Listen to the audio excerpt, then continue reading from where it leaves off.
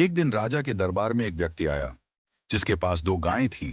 वह व्यक्ति राजा के सामने पहुंचा और बोला, महाराज, आपके राज्य में इतने विद्वान पुरुष हैं, आपके मंत्रिमंडल में इतने बुद्धिमान लोग हैं। मैं एक साधारण सा प्रश्न पूछना चाहता हूं। क्या आप मुझे यह बता सकते हैं कि इन दो गायों में मां कौन है और बेटी कौन? राजा ने दोनों गायों का ध्यानपूर्वक निरीक्षण किया। उसने देखा कि दोनों गायें बिल्कुल एक जैसी थीं। रंग, आकार और स्वभाव में कोई अंतर नहीं था।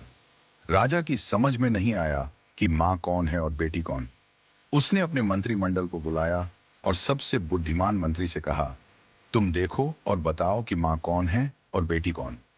मंत्री ने भी बड़ी बारीकी से दोनों गायों का निरीक्षण किया, लेकिन वह भी उत्तर नहीं दे पाया।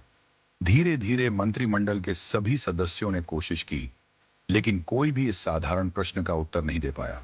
राजा को बहुत अफसोस हुआ कि उसके मंत्रिमंडल में एक भी व्यक्ति इतना बुद्धिमान नहीं है जो यह बता सके कि मां कौन है और बेटी कौन। जब सबसे बुद्धिमान मंत्री अपने घर पहुंचा तो वह बहुत चिंतित था। उसकी पत्नी ने पूछा, आज आप इतने परेशान क्यों हैं? क्या हुआ? मंत्री ने कहा, आज राजसभा में एक व्यक्ति दो गायें लेकर आया था और पूछा कि इनमें मां कौन है और बेटी कौन। हम सबने देखा, लेकिन दोनों गायें एक जैसी दिखाई दी। कोई भी यह साधारण सा उत्तर नहीं दे पाया। मंत्री की पत्नी मुस्कुराई और बोली, कल मुझे भी राजसभा में ले चलिए, मैं इस प्रश्न का उत्तर देने की कोशिश करूंगी।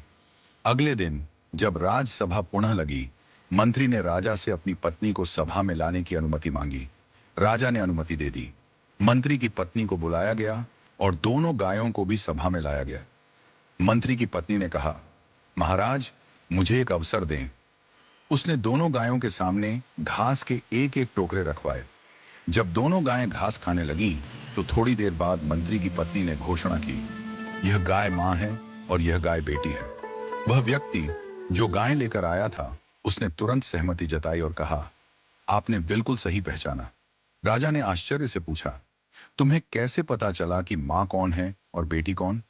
मंत्री की पत्नी ने समझाया, जब मैंने दोनों के सामने एक जैसा घास का टोकरा रखा, तो जो बेटी थी उसने जल्दी जल्दी अपनी घास खा ली और अपनी मां के टोकरे में भी खाने लगी।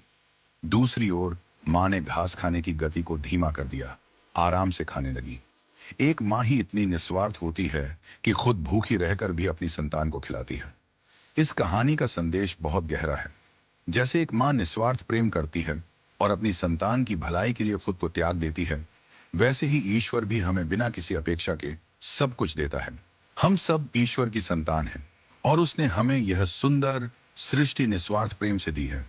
हम अक्सर ईश्वर से केवल अपनी इच्छाओं की पूर्ति की प्रार्थना करते हैं, लेकिन कभी यह नहीं पूछते कि हे प्रभु, आप खुश तो हैं? जिस तरह हमें अपने माता पिता का सम्मान करना चाहिए, उनसे बातचीत करनी चाहिए और उनकी खुशी का ध्यान रखना चाहिए, वैसे ही हमें ईश्वर से भी संवाद बनाए रखना चाहिए। यदि हम अपने माता पिता से दिन में बस एक बार पूछ लें कि आप खुश तो हैं, तो उनके आशीर्वाद से हमारे जीवन में कभी दुख नहीं आएगा। पूजा पाठ या मंदिर जाना जरूरी नहीं, लेकिन माता पिता और ईश्वर से संवाद हमेशा बना रहना चाहिए। उनका प्रेम और आशीर्वाद हमारे जीवन को खुशहाल और समृद्ध बनाएगा।